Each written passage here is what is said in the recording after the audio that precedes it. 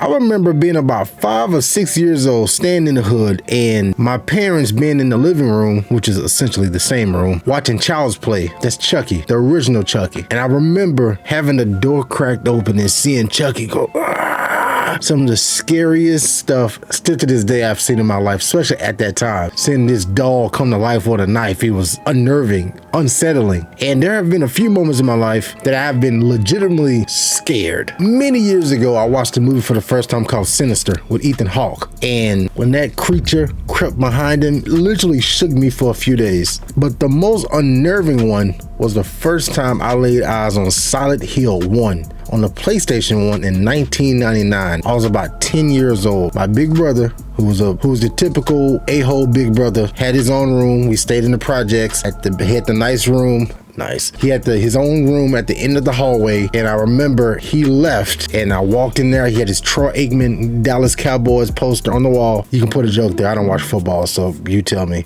Played in high school, college. After I realized I sucked, I kind of gave up. Played a lot of Madden. Anyway, he left to do something. I remember me and my other little brother crept in his room, mashed that power button, PlayStation original logo, and there started up the original intro for Silent Hill 1. Roll it.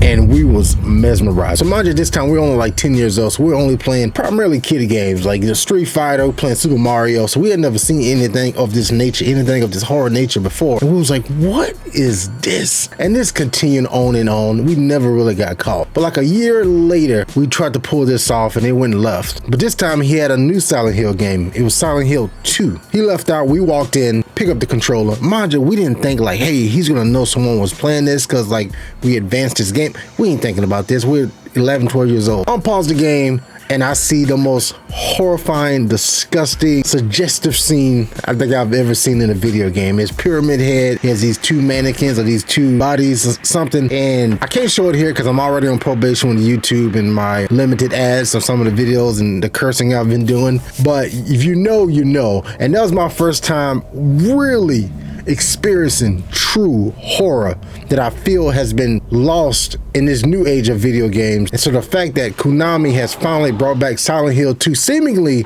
done a very good job with it as well. I'm here to check your hype levels to see exactly where you're at this spooky season and to see if you're ready for the fog. And speaking of the fog, something else that's similar to that is Mist. Why do I say that? Because today's video is sponsored by Project Mist. We're going to keep the horror theme going. Project Mist is a new open world survival horror game. You get to explore the spooky island, fight against colossal monsters, build and defend your base while crafting traps, siege weapons, upgrading your gear, and gravity gun. Survive or perish while unraveling the secrets behind the giant wall. You have to survive against all odds. In this very unforgiving nightmare, you have to make decisions for life and death. Your resourcefulness, cunning, and determination are your only allies against their unrelenting terror. Farm, cook, craft, special consumables. So luckily right now on Steam, you can try this game for free. There's a free demo up. I'll leave it in the description below and I will leave it as the pinned comment. Once again, thank you Chicken Launcher for sponsoring today's video. Now there have been a lot of scuttlebutt around the water cooler about this being a Konami game, and rightfully so. You know, I don't know all the full history of Konami, but I do know they're not well liked or loved in the video game industry. Coming off the Metal Gear Solid incident with Kojima, Pachinko, the casino machines, a whole lot of drama that went down way before, you know, I became into the video game atmosphere as a creator, so to speak. But even me, initially, whenever they were showing the original trailers, knowing of me playing some of the original games before, and I did go back as I got older as well too, beyond my scares as a youth, and played Silent Hill 2 in particular, but it's been probably well over 15 years that I remember Pyramid Head. I don't remember the ending. I remember the opening, he's in the mirror, but that's about all that my memory allows. So when I see the initial trailers and reveals of it, especially coming off playing Resident Evil 4, that was masterpiece of a remake via Capcom, I was like, this looks, not just me, but a lot of people was just like, oh, this looks just like a wannabe Resident Evil 4 or Resident Evil 4 light, so to speak. And the more they have showed this game, the better it has looked. I remember them coming out and saying, hey, this is not us, this is the way Konami is showing this game. The build that they showed on the original on the trailer was an old build. Again, Konami being Konami, I guess. But now, even today, they had the first review go live in Japan, and the review is basically like an 8 out of 10, 9 out of 10, as you see here on the screen. Very, very overwhelming positive response so far, and I think the game is going to review fairly high. When I say fairly high, I mean in like 85 and up, I believe. I think they're going to nail this, and I'm, for one, is very, very excited. But the problem is this: when the video games overlord or the video game journalists and media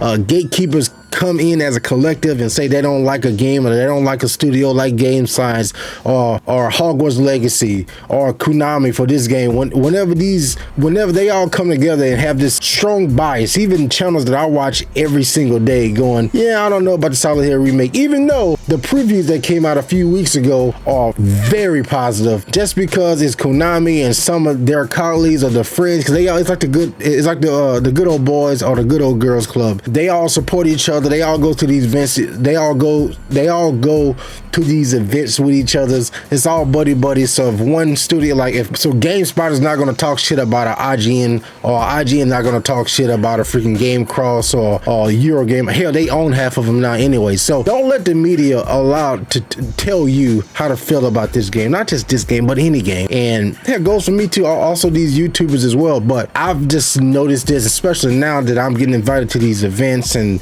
I'm getting codes and previews and stuff. I'm starting to really see the same name. Sometimes I go in these preview sessions, I see some of the biggest YouTubers or the biggest reviewers that you see on these articles in the same session as me, and it's interesting. So I'm just saying, like, make your own decision. Try to really pay attention or wait for a sale, whichever your preference is. But yeah, the game releases on October 8th. If you buy the early access, I believe you get access October 6th, which is on a Sunday night, which is a bit strange, for additional $10. I say wait for the reviews to come out, and once those will come out and they're positive, I think that's the perfect time for you to make your decision. But either way it go, I'm going to be picking it up. I did request a code as well from the Bloober team, so I may get it that way. But either way, I'm going to be playing it right here on the channel, and I'm very excited about it, and I'm curious to see what the energy is, what the vibe is. It's been trending on Twitter for like a week, bro.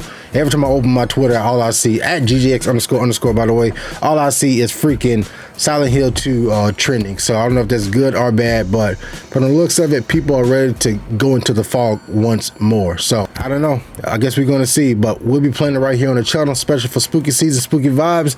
I appreciate you hanging out with me. And until next time, once again, thank you to Chicken Laundry for sponsoring today's video.